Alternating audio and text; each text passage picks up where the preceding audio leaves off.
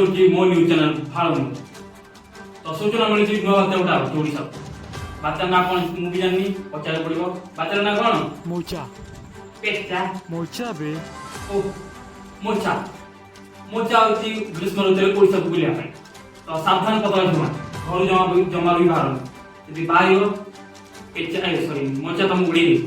ଆଉ ସୁନ୍ଦର ଝିଅ ମାନେ ତମକୁ ବି ଜମା ଘରୁ ବାହାରିବନି। ମେକଅପ୍ ଛାଡ଼ିକି ତମ ବୟଫ୍ରେଣ୍ଡ ଗଲା ଘର ଲୋକ ବି ତମକୁ ଯିବେ। ସେଥିପାଇଁ ତମମାନେ ସାବଧାନ, ସୁରକ୍ଷିତ ରୁହନ୍ତୁ, ସତର୍କ ରୁହନ୍ତୁ, ଆଉ ଘରେ ହିଁ ରୁହନ୍ତୁ, ଜମା ବାହାରୁ ବାହାରନ୍ତୁ। ଆଉ ନେକ୍ସଟ ଖବର, କେତେକ ପୁଅ ପିଲାମାନେ ଇନ୍ଦ୍ର ଦେବତାଙ୍କୁ ଗୁହାରି କରୁଛନ୍ତି କି ହେ ପ୍ରଭୁ ଲାଇନ୍ କଟିଗଲେ ବରଫ ମିଳିବନି, ବରଫ ନଥିଲେ ମଜା ପିଇପାରିବେ, ସେଥିପାଇଁ ବରଫ ବର୍ଷା କରନ୍ତୁ। ସେଥିପାଇଁ ଇନ୍ଦ୍ର ଦେବତା ପିଲାଙ୍କୁ ଗୁହାରି ଟିକେ ଶୁଣ, ସେଥିପାଇଁ ବରଫ ବର୍ଷା ଟିକେ ବି କରିଦେବ। ତୁମେ ଟିକେ ମଦ ସହିତ ଚାଖଣା ନହେଲେ ଚଳିବ, କିନ୍ତୁ ମଦ ସହିତ ବରଫ ନହେଲେ ପିଇପାରିବେ ତ, ସେଥିପାଇଁ ଟିକେ ପିଲାଙ୍କ କଥା ଶୁଣ।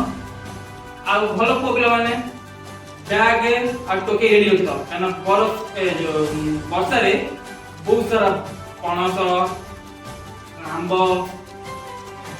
କେତେ କ'ଣ ଅଛି, ସେ ପଡ଼ିଲେ ଯିବ ଗୋଟେ। ମୁଁ ବି ଯିବି, ଚିନ୍ତା ଡୋଣ୍ଟ ୱରି, ଆମେ ବି ଯିବ।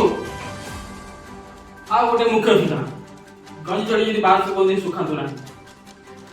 ମୋଚା ଉଡ଼େଇ ନେଇଯିବ, ତାକୁ ବି ଉଡ଼େଇ ନେଇଯିବ। ମୁଁ ଆର ବର୍ଷ ଶୁଖିଥିଲି, ଏପର୍ଯ୍ୟନ୍ତ ମିଳୁନି। ମୋ ରୂପା ଚଢ଼ି କୁଆଡ଼େ ଗଲା।